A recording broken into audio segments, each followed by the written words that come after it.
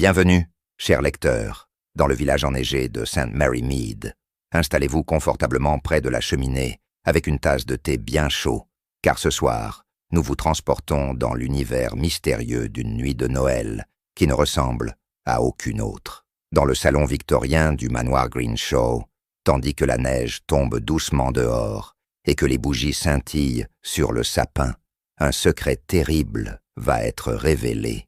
Miss Jane Marple, notre chère détective à la perspicacité légendaire, se trouve invitée à un réveillon qui promet d'être mémorable. Mais derrière les sourires polis et les chants de Noël, des tensions couvent. Des regards furtifs s'échangent, des conversations s'interrompent brusquement, et quelqu'un dans cette maison garde un secret mortel. Qui aurait cru qu'une paisible soirée de Noël pourrait se transformer en scène de crime? Pourtant, avant que minuit ne sonne, un invité sera retrouvé mort dans la bibliothèque et tous les présents deviendront des suspects. Nous vous invitons à commenter vos théories au fil de votre lecture. Qui pensez-vous être le coupable? Quels indices avez-vous remarqués? Partagez vos déductions avec nous. Peut-être serez-vous aussi perspicace que Miss Marple elle-même. Préparez-vous à un voyage captivant où chaque chapitre vous rapprochera de la vérité, où vous égarera davantage dans le labyrinthe des mensonges. Que pensez-vous qu'il va se passer? Laissez votre premier commentaire avant de commencer. Le village de St. Mary Mead dormait sous une épaisse couche de neige en cette veille de Noël 1952. Les rues étaient désertes et seules les fenêtres illuminées des cottages témoignaient de la vie qui bruissait derrière les rideaux de dentelle. Miss Jane Marple, assise dans son salon douillet, tricotait un châle bleu ciel, tout en observant les flocons qui tourbillonnaient dehors. Son chat tigré, Flossie, ronronnait paisiblement à ses pieds, et la vieille dame se sentait parfaitement satisfaite de passer une soirée tranquille chez elle. C'est alors que retentit un coup de sonnette qui fit sursauter Flossie. Miss Marple posa son tricot et se leva avec la grâce mesurée qui la caractérisait. Elle ouvrit la porte pour découvrir un jeune homme, en livrée, le nez rouge par le froid, qui lui tendait une enveloppe crème scellée à la cire rouge. « De la part de Lady Greenshaw, mademoiselle », annonça-t-il avant de s'incliner et de repartir vers une automobile noire qui attendait au bout de l'allée. Miss Marple retourna l'enveloppe entre ses doigts sangantés de mitaine. Elle connaissait Lady Greenshaw de réputation, une femme excentrique et richissime qui vivait dans le manoir le plus imposant du comté. Elle s'était croisée une fois au marché de Charité, mais n'avait jamais véritablement conversé. Pourquoi donc cette grande dame lui écrivait-elle en cette veille de Noël? L'intrigue était déjà palpable. En décachetant soigneusement l'enveloppe, Miss Marple découvrit une invitation rédigée d'une écriture élégante, mais légèrement tremblante. « Chère Miss Marple, votre réputation de femme sage et observatrice m'est parvenue. Je vous serais infiniment reconnaissante de bien vouloir honorer de votre présence mon réveillon de Noël ce soir. J'ai des raisons de croire que ma vie pourrait être en danger et j'aurais besoin de vos yeux perçants. Un véhicule viendra vous chercher à 18 heures. Lady Catherine Greenshaw. » Miss Marple relut le message 3 fois, ses yeux bleus pétillants d'une curiosité mêlée d'inquiétude. La demande était pour le moins inhabituelle, et le ton laissait transparaître une véritable anxiété. Pourquoi Lady Greenshaw ne faisait-elle pas appel à la police si elle se sentait menacée? Et pourquoi s'adresser à une vieille dame du village plutôt qu'à un détective professionnel? Ces questions tournoyaient dans l'esprit de Miss Marple comme les flocons dehors. Consultant sa montre, elle constata qu'il lui restait exactement 2 heures pour se préparer. Son sens du devoir et sa curiosité naturelle l'emportèrent sur toute hésitation. Elle monta à l'étage pour revêtir sa plus belle robe de soirée, en velours prune, celle qu'elle réservait aux grandes occasions. Tout en s'habillant, elle réfléchissait au personnage qu'elle risquait de rencontrer ce soir, car dans son expérience, lorsqu'une personne se sentait menacée, le danger venait rarement de l'extérieur. À 18 heures précises, une Rolls-Royce noire s'arrêta devant son cottage. Le chauffeur, un homme d'âge mûr, au visage impassible, l'aida à monter et la voiture glissa silencieusement à travers les rues enneigées en direction du manoir Greenshaw. Miss Marple observait le paysage hivernal défiler derrière la vitre, mais son esprit était déjà au travail, se préparant à une soirée qui promettait d'être tout sauf ordinaire. La voiture remonta une longue allée bordée de chênes centenaires, dont les branches ployaient sous le poids de la neige. Au détour du chemin, le manoir Greenshaw apparut dans toute sa splendeur gothique, une bâtisse de pierre grise à 3 étages, flanquée de tourelles et percée de hautes fenêtres à meneaux qui brillaient dans la nuit tombante. Des guirlandes de houx ornaient la porte d'entrée massive, et l'on pouvait apercevoir, à travers les fenêtres du grand salon, un sapin décoré qui touchait presque le plafond. Un majordome à l'allure solennelle, qui se présenta comme Hopkins, accueillit Miss Marple dans le hall d'entrée. L'intérieur du manoir était encore plus impressionnant que l'extérieur. Un escalier de marbre blanc s'élevait majestueusement vers les étages supérieurs. Des portraits d'ancêtres austères ornaient les murs lambrissés, et un feu crépitant dans une cheminée monumentale diffusait une chaleur bienvenue. « Lady Greenshaw vous attend au salon, mademoiselle », annonça Hopkins en prenant le manteau de Miss Marple. Le salon était une vaste pièce aux proportions harmonieuses, meublée d'antiquités de valeur et de fauteuils recouverts de soie damassée.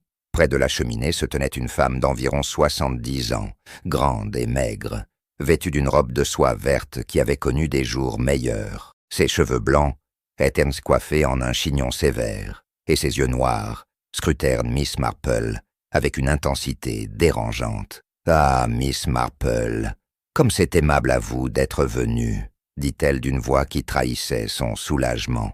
Avant que Miss Marple ne puisse répondre, 3 autres personnes entrèrent dans le salon. Le premier était un homme d'environ 40 ans, au visage poupin et aux manières obséquieuses, que Lady Greenshaw présenta comme son neveu, Edmund Greenshaw. Il portait un costume 3 pièces impeccable, mais légèrement étriqué, et ses petits yeux porcins évaluaient Miss Marple avec une curiosité mal dissimulée. « Enchanté, chère mademoiselle », dit-il en s'inclinant avec une politesse exagérée qui sonnait faux. La deuxième personne était une femme d'une 30aine d'années, rousse et attrayante, malgré une certaine dureté autour de la bouche.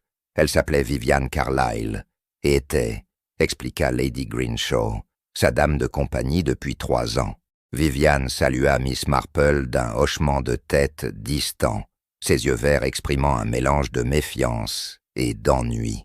Elle alluma une cigarette avec un geste nerveux et s'installa dans un fauteuil, près de la fenêtre, observant la scène comme un chat, guettant sa proie. Le troisième invité était le plus intrigant de tous, un homme d'environ 55 ans, distingué malgré une certaine négligence vestimentaire, avec des cheveux grisonnants et des yeux profondément enfoncés dans leurs orbites. Il s'agissait du docteur Raymond Ashby, médecin personnel de Lady Greenshaw depuis une décennie. Il serra la main de Miss Marple avec chaleur et lui adressa un sourire bienveillant qui illumina brièvement son visage fatigué. « J'ai beaucoup entendu parler de vous, Miss Marple », dit-il avec sincérité. Tandis que Hopkins servait du sherry dans des verres en cristal, Miss Marple observait discrètement le groupe. L'atmosphère était tendue, malgré les décorations festives et les tentatives de conversation légères. Elle remarqua les regards furtifs qu'échangeaient Edmund et Vivian, la façon dont le docteur Ashby surveillait Lady Greenshaw avec inquiétude, et surtout l'anxiété palpable de leur hôtesse, qui tordait nerveusement son mouchoir de dentelle entre ses doigts.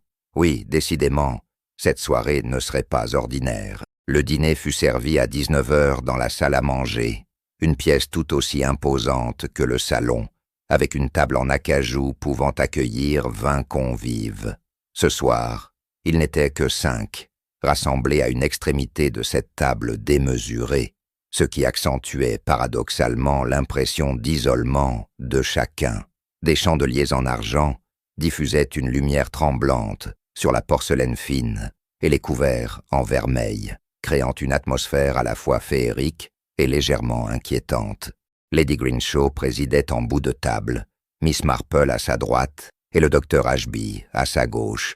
Edmund et Vivian étaient assis face à face, échangeant des regards chargés de sous-entendus que la vieille dame ne manqua pas de noter. Le potage à la courge fut servi dans un silence pesant, seulement troublé par le tintement des cuillères contre la porcelaine et le crépitement du feu dans la cheminée adjacente. C'est Edmund qui brisa finalement ce silence inconfortable. « Ma chère tante, nous devrions peut-être porter un toast à cette merveilleuse soirée de Noël, » proposa-t-il, en levant son verre de vin avec un sourire un peu trop large. Lady Greenshaw lui lança un regard glacial qui fit vaciller son sourire. « Gardons les toasts pour plus tard, Edmund. J'ai quelque chose d'important à annoncer après le dîner. » Le neveu baissa son verre, une expression de contrariété traversant fugitivement son visage poupin, avant qu'il ne retrouve son masque de jovialité forcée. Miss Marple observait et écoutait, notant chaque détail avec la précision d'une naturaliste étudiant des spécimens rares. Elle remarqua que Vivian Carlyle buvait son vin avec une rapidité suggérant des nerfs à vif, que le docteur Ashby touchait à peine à son assiette, tout en surveillant Lady Greenshaw d'un regard inquiet, et qu'Edmund ne cessait de consulter sa montre, comme s'il attendait quelque chose. Quant à Lady Greenshaw elle-même, elle picorait sa nourriture du bout des lèvres, son regard vagabondant constamment entre ses convives. Pendant le plat principal, un rôti de bœuf accompagné de légumes divers, la conversation devint plus animée, mais restait étrangement superficielle. On parla de la météo, des décorations de Noël du village, des derniers potins mondains, mais jamais rien de personnel ou de substantiel. Miss Marple contribuait par des remarques anodines, tout en tissant mentalement une toile de plus en plus complexe d'observation et de déduction. Elle sentait que chaque personne autour de cette table cachait quelque chose et que Lady Greenshaw le savait. Au moment du dessert, un pudding de Noël flambé de façon spectaculaire par Hopkins, Lady Greenshaw prit enfin la parole d'une voix ferme qui fit taire toute conversation. « Mes chers amis, je vous ai réunis ce soir pour une raison précise. J'ai pris certaines décisions concernant mon testament et j'ai l'intention de les annoncer officiellement après le dîner. » Le silence qui suivit cette déclaration était si dense qu'on aurait pu le couper au couteau. Edmund devint très pâle. Viviane écrasa sa cigarette avec une violence contenue, et même le docteur Ashby fronça les sourcils. « Est-ce vraiment le moment approprié, Catherine ?» demanda doucement le médecin. « C'est la veille de Noël, une soirée qui devrait être consacrée à la joie et à la paix. » Lady Greenshaw le regarda avec une expression indéchiffrable. « Justement, Raymond, quelle meilleure occasion que la naissance du Christ pour révéler la vérité et rendre justice. » Cette réponse énigmatique plongea la table dans un nouveau silence inconfortable que même l'excellent pudding ne parvint pas à dissiper. Après le dîner, Lady Greenshaw invita tout le monde à la rejoindre dans la bibliothèque pour le café et les liqueurs. Cette pièce était peut-être la plus impressionnante du manoir. 3 murs, entièrement tapissés de livres du sol au plafond, accessibles par une échelle coulissante en bois précieux, et le 4e mur percé de hautes fenêtres donnant sur le jardin enneigé. Un grand bureau en noyer trônait au centre, recouvert de papiers et de documents. L'atmosphère y était studieuse et solennelle, presque intimidante. Hopkins servit le café dans des tasses en porcelaine de Sèvres, tandis que Lady Greenshaw se dirigeait vers son bureau. Elle ouvrit un tiroir avec une petite clé qu'elle portait autour du cou et en sortit une épaisse enveloppe jaune. « Voici mon Nouveau Testament, rédigé il y a 3 jours, en présence de mon notaire, » annonça-t-elle en tapotant l'enveloppe. « J'ai décidé de modifier substantiellement la répartition de ma fortune, et je tenais à vous en informer de mon vivant pour que les choses soient parfaitement claires. » Edmund s'avança d'un pas, sa tasse de café tremblant légèrement dans sa main. « Ma chère tante, êtes-vous certaine que c'est sage? De telles affaires sont généralement traitées après... Enfin, vous comprenez ?» Lady Greenshaw lui lança un regard acéré. « Après ma mort, tu veux dire. C'est précisément pourquoi je préfère clarifier les choses maintenant. J'ai des raisons de croire que ma mort pourrait survenir plus tôt que prévu. » Cette déclaration provoqua un murmure de surprise et d'inquiétude. « Catherine, qu'est-ce que cela signifie ?» demanda le docteur Ashby en posant sa tasse avec un cliquetis inquiet. « Êtes-vous malade ? Vous ne m'avez rien dit. » Lady Greenshaw secoua la tête. « Non, Raymond, je ne suis pas malade, mais j'ai reçu certaines menaces, et j'ai des raisons de penser que quelqu'un dans cette maison souhaite ma disparition. C'est d'ailleurs pour cela que j'ai invité Miss Marple ce soir. Sa présence devrait dissuader toute tentative malheureuse. » Miss Marple, qui était restée silencieuse jusqu'alors, observant chaque réaction avec attention, intervint d'une voix douce mais ferme. « Lady Greenshaw, si vous avez reçu des menaces, vous devriez en informer la police immédiatement. » L'hôtesse balaya cette suggestion d'un geste de la main. « La police, pour qu'il piétine maladroitement et effraie le coupable. Non, non, je préfère régler cela à ma manière. Maintenant, laissez-moi vous lire les dispositions principales de mon Nouveau Testament. » Vivian Carlyle, qui était restée près de la fenêtre en fumant cigarette sur cigarette, s'avança brusquement. « Je crois que nous avons tous compris où vous vouliez en venir, Lady Greenshaw. Vous nous soupçonnez tous, n'est-ce pas? C'est pour cela que vous avez organisé cette mascarade. » Sa voix tremblait d'émotion contenue, et ses joues s'étaient empourprées. Lady Greenshaw la toisa froidement. « Ma chère Viviane, si la culpabilité vous fait parler ainsi, c'est très révélateur. » Avant que la situation ne dégénère davantage, Hopkins entra discrètement dans la bibliothèque pour annoncer qu'un appel téléphonique urgent attendait Lady Greenshaw. L'hôtesse fronça les sourcils. Qui pouvait l'appeler à cette heure, en cette veille de Noël? Mais excusa la compagnie et sortit pour prendre la communication dans le vestibule. Dès qu'elle eut quitté la pièce, l'atmosphère se détendit légèrement, mais les regards échangés entre les 4 personnes restantes étaient chargés de suspicions mutuelles. « Eh bien, voilà une soirée charmante qui tourne au vinaigre », marmonna Edmond, en se servant un généreux verre de cognac au bar. Le docteur Ashby s'approcha de Miss Marple avec une expression préoccupée. « Miss Marple, je crains que Catherine ne soit devenue paranoïaque ces derniers temps. Elle voit des menaces partout. » La vieille dame répondit d'un ton neutre. « Peut-être, ou peut-être ces craintes sont-elles justifiées.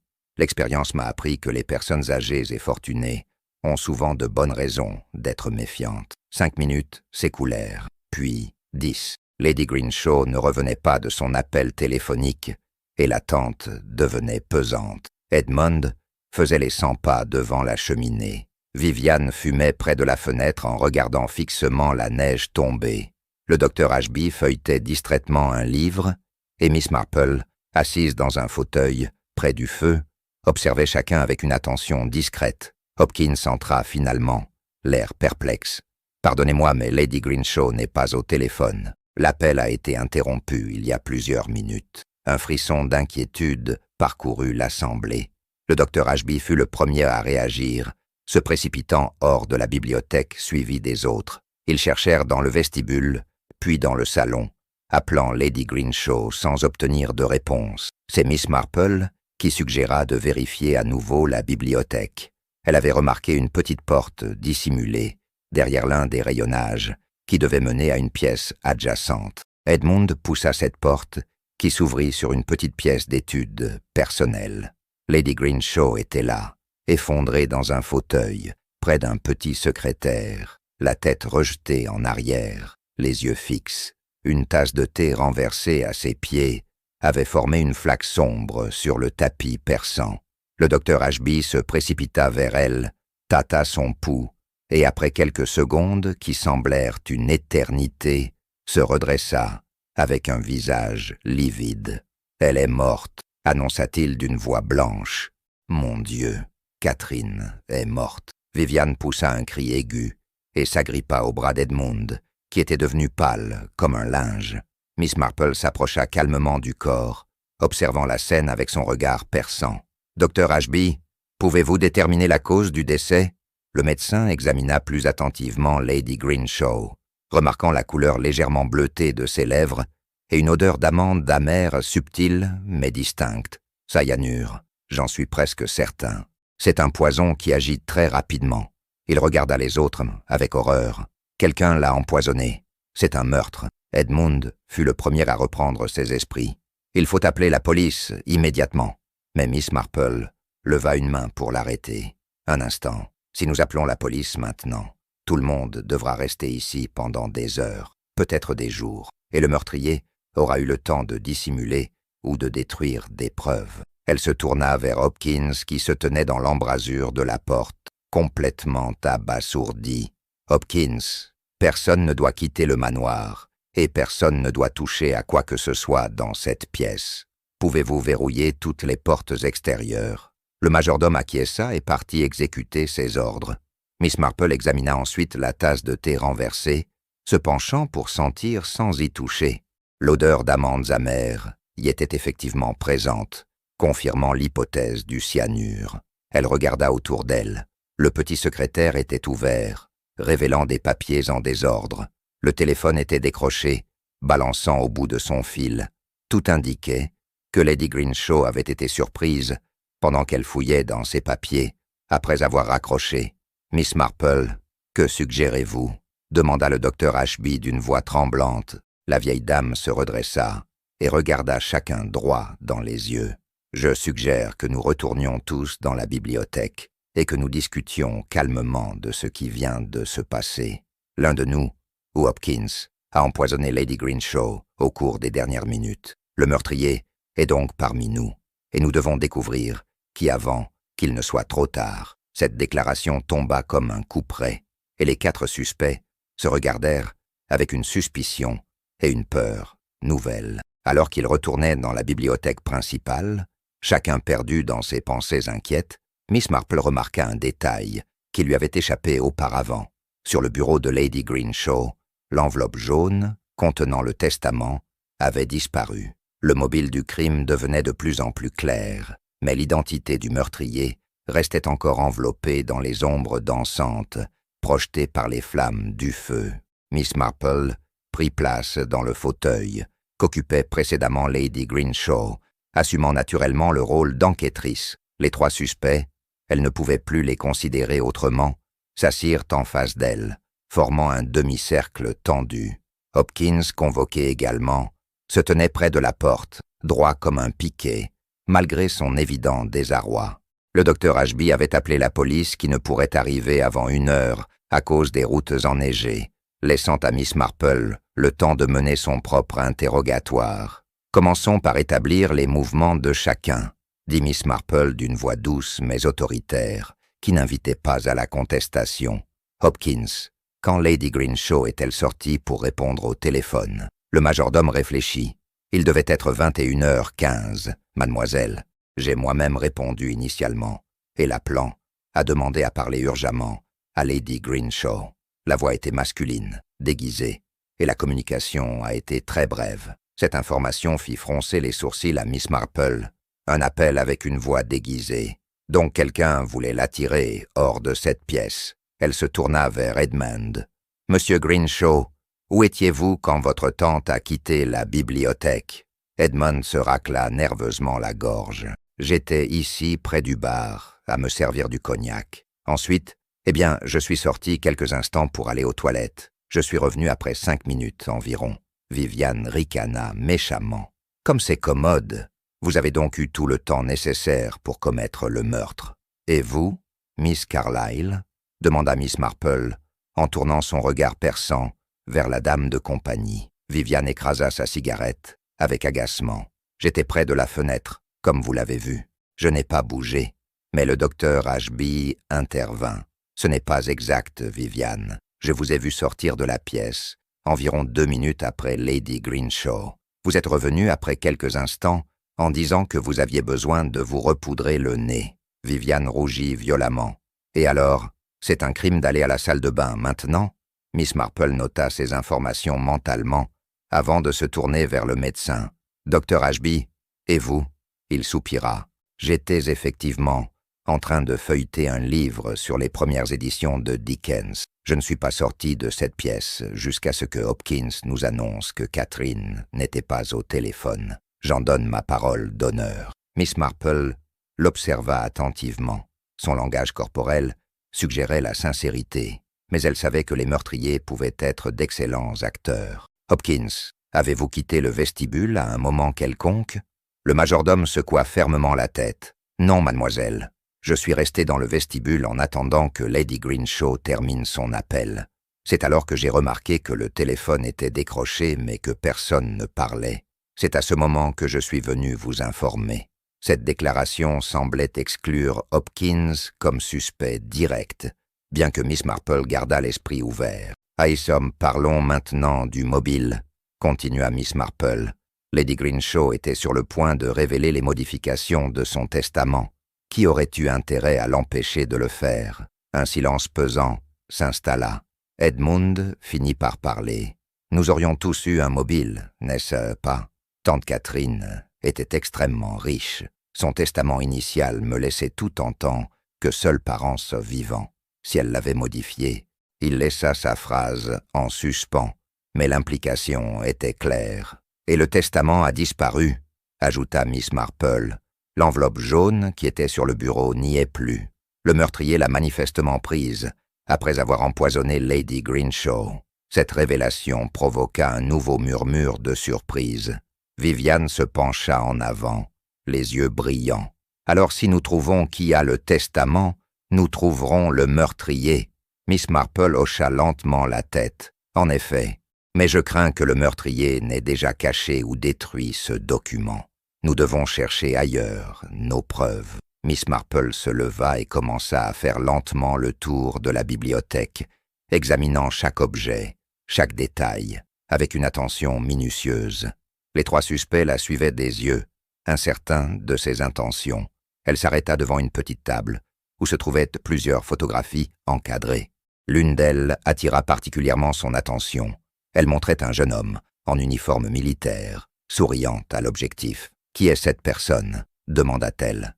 Un silence embarrassé suivit sa question. Ce fut finalement le docteur Ashby qui répondit « C'était le fils de Catherine, Michael. Il est mort à la guerre, en 1944. Elle ne s'en est jamais vraiment remise. » Miss Marple regarda plus attentivement la photo, puis se tourna vers Viviane dont le visage avait pris une teinte cendreuse. « Miss Carlyle, vous ressemblez étrangement à ce jeune homme. Y aurait-il un lien de parenté ?» Viviane ouvrit la bouche, la referma, puis finalement éclata en sanglots. « Je suis sa fille. Michael était mon père. Lady Greenshaw était ma grand-mère. Mais elle ne l'a jamais reconnue officiellement. » Cette révélation choqua Edmund et le docteur Ashby. « Quoi ?» s'exclama Edmund. « Tu es la petite-fille de tante Catherine ? Depuis quand ?»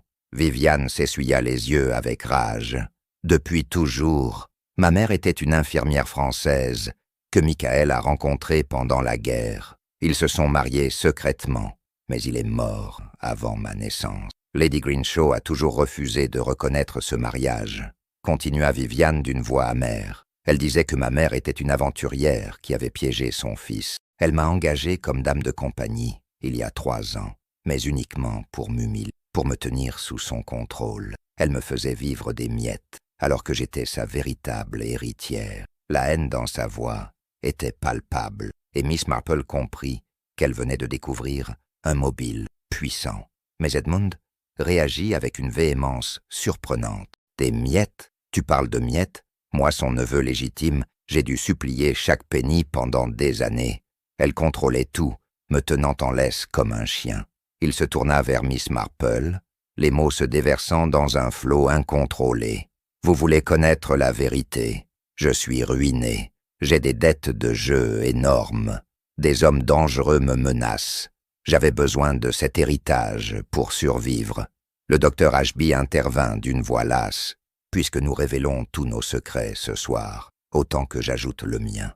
Catherine et moi, nous avions été fiancés il y a 40 ans, mais son père m'a jugé indigne de sa fille et a arrangé son mariage avec Lord Greenshaw. J'ai aimé Catherine toute ma vie. » Il baissa la tête. Ces derniers mois, elle était devenue paranoïaque, obsédée par l'idée que tout le monde en voulait à son argent. Elle me soupçonnait même moi, après toutes ces années. Miss Marple absorba ces révélations en silence, réfléchissant à leurs implications. Chacun avait un mobile solide.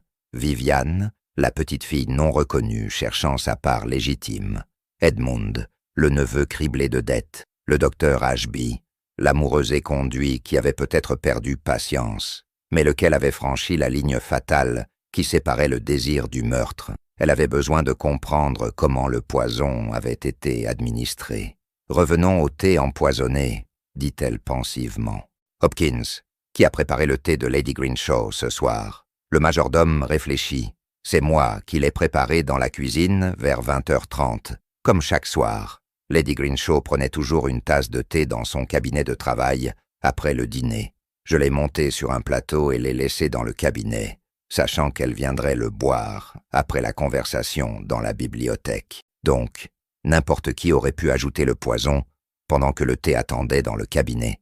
Miss Marple réfléchit intensément.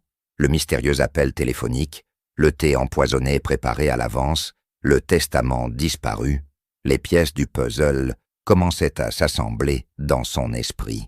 Mais il manquait encore un élément crucial. Elle se tourna brusquement vers le groupe. « Y a-t-il eu d'autres incidents ces derniers temps? Des tentatives précédentes sur la vie de Lady Greenshaw ?» Le docteur Ashby hocha lentement la tête. « Oui, il y a une semaine, elle a failli tomber dans l'escalier. Et il y a 3 jours, elle a trouvé du verre pilé dans sa nourriture. Nous devons fouiller toutes les pièces et tous les suspects, » annonça Miss Marple avec une autorité tranquille qui ne souffrait aucune contestation. Le meurtrier a nécessairement le poison sur lui, ou le testament volé, ou les deux.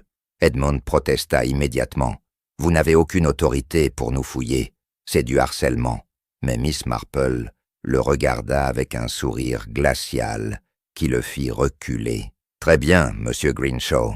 Voulez-vous alors expliquer à la police, quand elle arrivera, pourquoi vous avez refusé de coopérer à une enquête sur un meurtre ?» La fouille commença par les chambres. Hopkins guida Miss Marple et les autres à l'étage où chacun avait sa propre suite. Ils commencèrent par la chambre d'Edmund, une pièce spacieuse, décorée avec goût, mais dans un désordre révélateur. Des vêtements traînaient sur les chaises, des papiers couvraient le bureau. Miss Marple, avec ses gants de coton blanc, examina méticuleusement chaque tiroir, chaque armoire. Elle trouva des lettres de créanciers, des reconnaissances de dettes, confirmant les dires d'Edmund sur sa situation financière désespérée, mais aucune trace de poison ou du testament. La chambre de Viviane était l'opposé, rangée avec une précision presque militaire, impersonnelle, comme une chambre d'hôtel. Les vêtements dans l'armoire étaient bien entretenus mais datés, témoignant d'une économie forcée.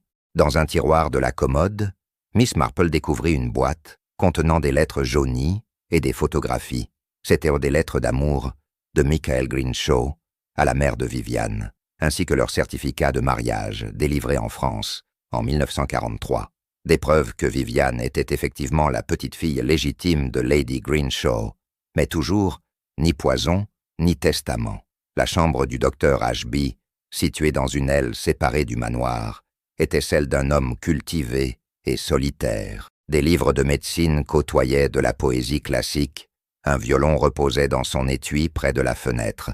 Miss Marple examina sa trousse médicale avec une attention particulière. Elle y trouva divers médicaments et instruments, mais rien qui ressemblât à du cyanure. Cependant, elle remarqua que plusieurs ampoules de morphine manquaient et qu'un flacon d'un médicament pour le cœur était vide, alors que la date de prescription était récente. « Docteur Ashby, pouvez-vous expliquer ces médicaments manquants ?»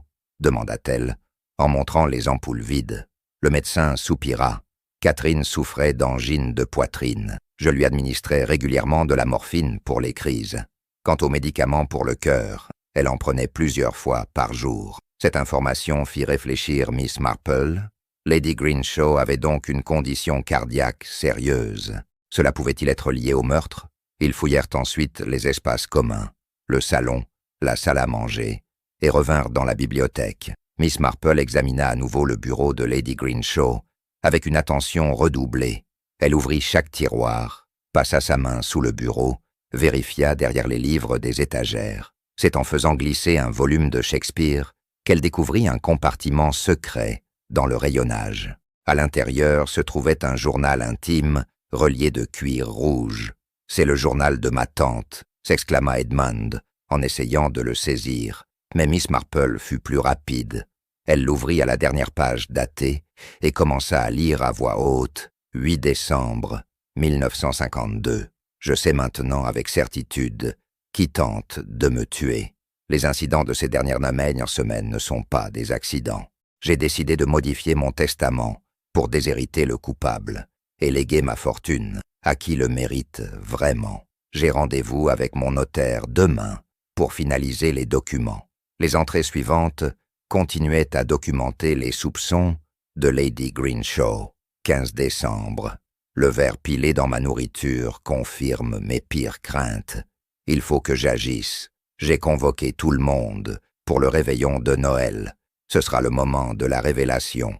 Puis la dernière entrée, datée de ce jour même, 24 décembre. Tout est prêt. J'ai invité Miss Marple pour être témoin.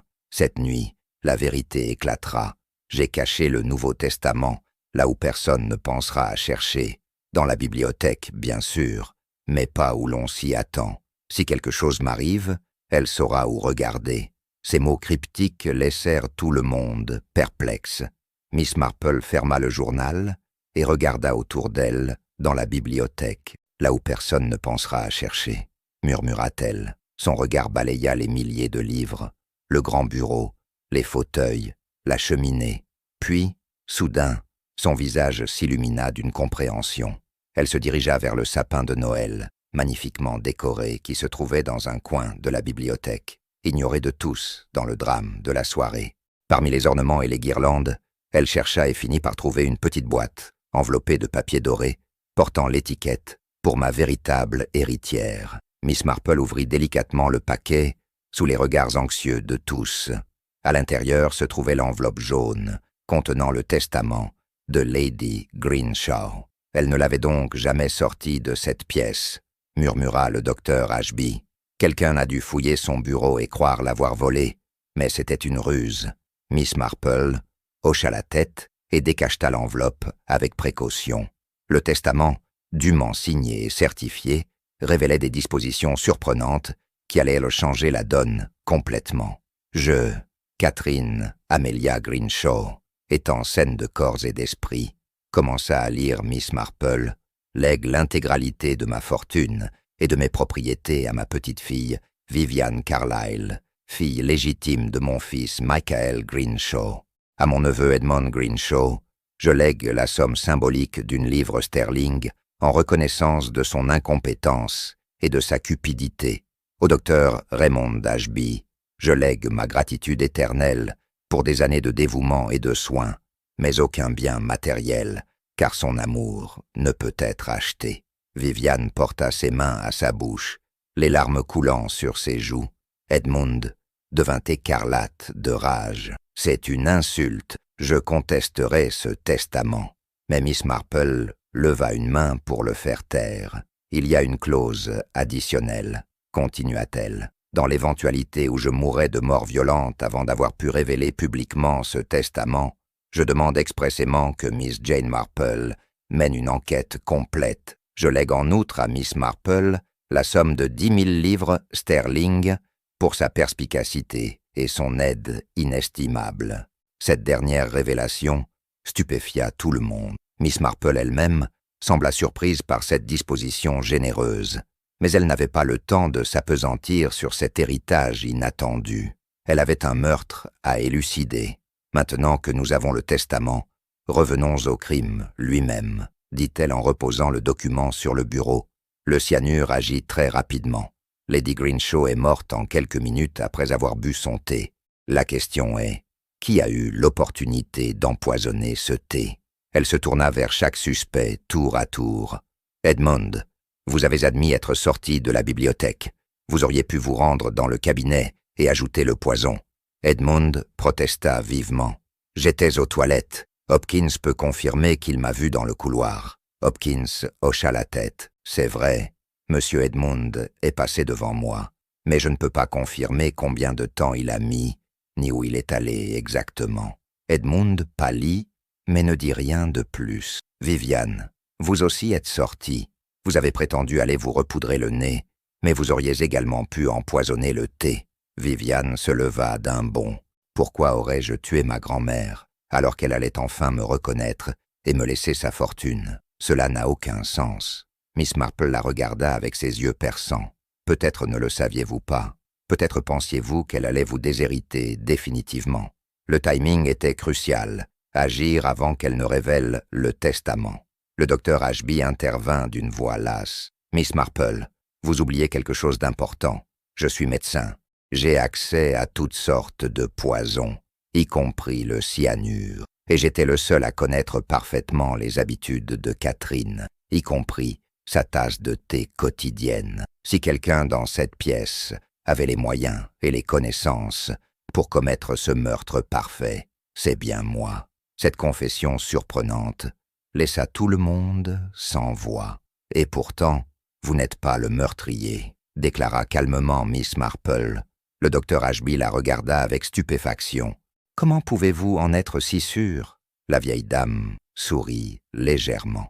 Parce qu'un véritable médecin aurait su qu'un cœur malade comme celui de Lady Greenshaw ne supporterait pas une dose létale de cyanure nécessaire pour causer une mort aussi rapide. Vous auriez choisi un poison plus subtil, quelque chose qui ressemblerait à une crise cardiaque naturelle. Non, ce meurtre a été commis par quelqu'un de désespéré, quelqu'un qui a agi impulsivement avec ce qu'il avait sous la main. Miss Marple se leva et fit lentement le tour de la pièce, rassemblant ses pensées avant la révélation finale. Le tic-tac de l'horloge de parquet résonnait dans le silence tendu, et dehors, la neige continuait de tomber, enveloppant le manoir dans un linceul blanc. Le mystère de ce meurtre, commença-t-elle, ne réside pas dans qui avait un mobile, vous en aviez tous, mais dans qui avait vraiment l'opportunité et les moyens. Le cyanure n'est pas une substance qu'on trouve facilement dans une maison privée. Elle se tourna vers Hopkins. « Hopkins, y a-t-il dans ce manoir des produits contenant du cyanure? Pour le jardinage, peut-être? Ou la photographie ?» Le majordome réfléchit un moment. « Oui, mademoiselle, il y a des sels de cyanure dans la remise du jardinier pour traiter certains parasites, mais cette remise est toujours verrouillée, et je garde la seule clé. » Miss Marple hocha la tête. Pourtant, quelqu'un a eu accès à ce poison. Qui aurait pu obtenir cette clé? Un silence lourd s'installa. Puis, à la surprise générale, Viviane parla d'une voix étranglée. « Moi, j'ai volé la clé il y a 2 semaines. Je voulais me suicider. Ma vie était insupportable. Ma grand-mère me méprisait. Je n'avais aucun avenir. Elle sanglotait maintenant. J'ai pris le cyanure et je l'ai gardé dans ma chambre, mais je n'ai jamais eu le courage de l'utiliser. Puis il y a 3 jours, j'ai remarqué qu'il avait disparu de ma cachette. Quelqu'un l'avait volé. » Cette révélation changea tout. Miss Marple se tourna vers Edmund, avec un regard sévère. « Vous partagiez une certaine intimité avec Viviane, n'est-ce pas? Je vous ai vu échanger des regards complices pendant le dîner. » Edmund rougit violemment. Nous, Viviane et moi, avons eu une liaison ces derniers mois. Mais je ne savais rien d'un poison. Viviane le regarda avec dégoût. « Menteur, tu m'as questionné sur mes finances, sur ce que je savais du testament de ma grand-mère. Tu m'as utilisé. » « En effet, » confirma Miss Marple. « Monsieur Greenshaw, vous avez séduit Viviane pour obtenir des informations. Quand vous avez découvert qu'elle était la petite-fille de Lady Greenshaw, vous avez compris que votre héritage était menacé. Vous avez fouillé sa chambre et trouvé le cyanure. Vous avez alors échafaudé un plan, empoisonner votre tante lors de ce réveillon, voler le testament et faire accuser Viviane du crime. 2 problèmes résolus d'un coup. » Edmund se leva brusquement, renversant sa chaise. « C'est absurde. Vous n'avez aucune preuve. » Mais Miss Marple sortit calmement un mouchoir de son sac à main. « Ce mouchoir, je l'ai trouvé dans le cabinet de Lady Greenshaw, près de la tasse empoisonnée. Il porte vos initiales brodées, Edmund. Et si nous l'examinons de près, je suis certaine que nous y trouverons des traces de cyanure. » Elle le tendit au docteur Ashby, qui l'examina avec attention, avant de hocher gravement la tête. « Il y a effectivement une odeur d'amande amère sur ce tissu. » Edmund s'effondra dans son fauteuil, le visage entre les mains. « Je n'avais pas le choix, » murmura-t-il. Les créanciers allaient me tuer. J'avais besoin de cet argent. Et quand j'ai appris que tante Catherine allait tout léguer à Vivian, j'ai perdu la tête. Il leva les yeux, des larmes coulant sur ses joues. Grâce, c'est moi qui ai passé l'appel téléphonique déguisé depuis le bureau du premier étage. J'ai attendu qu'elle raccroche et entre dans son cabinet. J'avais déjà versé le poison dans son thé 1 heure plus tôt, en me disant qu'elle le boirait après notre conversation. Mais vous ne vous attendiez pas à ce qu'elle cache le testament dans le sapin de Noël, ajouta Miss Marple. Quand vous avez fouillé son bureau et ne l'avez pas trouvé, vous avez paniqué. Vous pensiez avoir échoué. Edmund hocha misérablement la tête. À ce moment, des bruits de pas et de voix se firent entendre dans le vestibule. La police venait enfin d'arriver, après avoir lutté contre les routes enneigées. L'inspecteur Craddock entra dans la bibliothèque, accompagné de 2 constables. Miss Marple lui résuma rapidement la situation, pendant que les policiers emmenaient Edmund, qui ne résistait plus. Vivian pleurait dans les bras du docteur Ashby, submergée par les émotions contradictoires de la soirée, le chagrin de perdre sa grand-mère qu'elle commençait enfin à connaître, le soulagement d'être innocentée et l'horreur d'avoir été manipulée. Alors que l'aube pointait timidement à travers les fenêtres de la bibliothèque, colorant la neige de teinte rose, Miss Marple se tenait près du sapin de Noël, contemplant l'étoile au sommet. « Une bien triste nuit de Noël », remarqua le docteur Ashby en la rejoignant. Catherine voulait que la vérité éclate, et c'est arrivé. Mais à quel prix? Miss Marple hocha doucement la tête. La vérité a toujours un prix, docteur, mais elle apporte aussi la paix.